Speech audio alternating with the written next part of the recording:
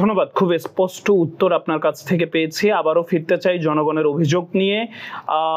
আমি পরিচয় গোপন করে কক্সবাজারের বিচে ঘুরছিলাম আপনার এখানে আসার আগে। একটি বড় অভিযোগ আমরা পেয়েছি, সেটি হলো যে বিচও দখল হয়ে যাচ্ছে এবং সেই দখলের উচ্ছেদ অভিযানও আপনি দুই একটা পরিচালনা করেছেন, সেরকম কথা শুনেছি। আরো কিছু জায়গা এখনো দখলে আছে বলে আমাদের কাছে তথ্য আছে। এই ব্যাপারে আপনার বক্তব্য কি? এই ব্যাপারে আমার বক্তব্য একদম পরিষ্কার এবং ক্লিয়ার। আমরা ট্যুরিস্ট পুলিশের বক্তব্য হচ্ছে যে পরিবেশ এবং জীববৈচিত্র্য রক্ষা করে আমাদেরকে ব্যবসা বাণিজ্য করতে হবে, এবং এই আলোকে যারা পরিবেশকে তোয়াক্কা না করে, জীববৈচিত্র্য তোয়াক্কা না করে বালিয়াড়ি দখল করতে চেয়েছিল, আপনি জানেন রাতের অন্ধকারে তারা 200 লালগড় বসিয়ে ফেলেছিল, শত শত লালগড় বসিয়ে ফেলে তারা বীজ দখল করে ফেলেছিল।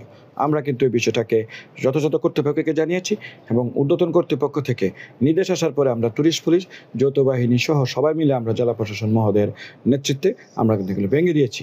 আর যারা বাকিগুলি যেগুলি আছে সেগুলিকেও আমরা খুব শিগগিরই তাদের বিরুদ্ধে ব্যবস্থা নেওয়া হচ্ছে, ভেঙে দেবে। তো প্রবলেম হচ্ছে তারা বলতেছে যে তাদের কার্ড আছে, কিন্তু কার্ডের পিছনে লেখা আছে যে কার্ড হস্তান্তরযোগ্য নয় এবং বালিয়াড়িতে বসা যাবে না। তো বালিয়াড়িতে বসা যাবে না, বালিয়াড়িতে বসে এবং এই কার্ড যে আবার হস্তান্তরযোগ্য, ওর কাছে ওর কার্ড বিক্রি করে, ওর কাছে ওর কার্ড বিক্রি করে এটা একটা বিরাট বড় সিন্ডিকেট।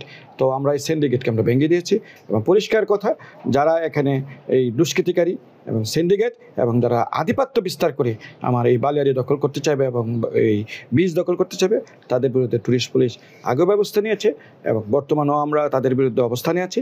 ভবিষ্যতে কেউ যদি এরকম আধিপত্য দেখাতে চায়, ট্যুরিস্ট পুলিশ ছাড় দিয়ে কাউকে কথা বলবে না।